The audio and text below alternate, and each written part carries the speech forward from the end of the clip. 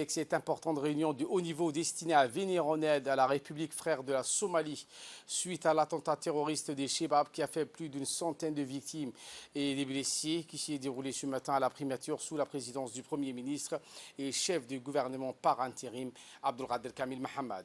L'objectif de la réunion a porté sur l'envoi rapide d'une équipe médicale conséquente pour venir en aide et soutenir la République frère de Somalie et les institutions sanitaires somaliennes face à cette tragédie et soigner de nombreux blessés à l'attentat survenu ce samedi perpétré par le groupe Chebab. Pour préparer cette équipe, des nombreux officiels djiboutiens étaient réunis autour d'une même table, dirigée par le Premier ministre, dont le ministre de la Santé par intérim, également le ministre de l'Éducation nationale et de la formation professionnelle, les secrétaires généraux de la le secrétaire général de la présidence, Mohamed Abdellah Waïs, le secrétaire général de la primature, Neguib Abdallah Kamil, le secrétaire général du ministère de la Santé, Dr Salah Banoïta, le colonel et chef du cabinet sanitaire de la présidence, le médecin militaire et les proches collaborateurs du Premier ministre, dont M. Youssouf Aoul. Depuis hier, le ministre de la Santé est mobilisé pour mettre cette équipe médicale dotée des moyens humains, techniques et des médicaments nécessaires. Écoutons pour plus d'explications le Premier ministre.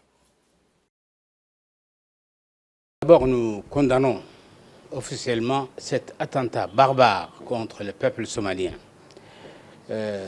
télécommandé par les Chebab. Ceci étant, nous devons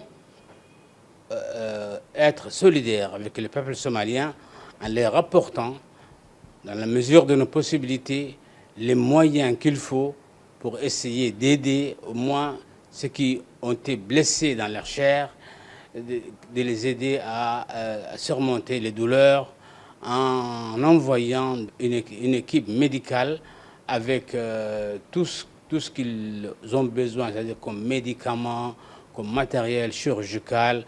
Et ça sera défini par les ministères de la Santé qui ont déjà travaillé depuis hier sur cette affaire. Je pense que demain, un avion doit partir pour emmener tout ce monde à Mogadiscio et commencer déjà à travailler.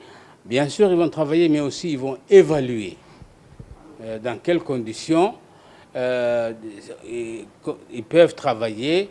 S'ils peuvent opérer sur place, ils vont faire des opérations chirurgicales sur place. S'ils ne peuvent pas, des opérations chirurgicales plutôt, s'ils ne peuvent pas opérer sur place, les plus graves seront ramenés à Djibouti où il y a plus de plateaux techniques à l'heure actuelle. Nous sommes quand même deux pays voisins et nous avons beaucoup de choses ensemble. Nous devons exprimer en ce moment de douleur pour le peuple somalien notre solidarité et d'être debout à côté d'eux.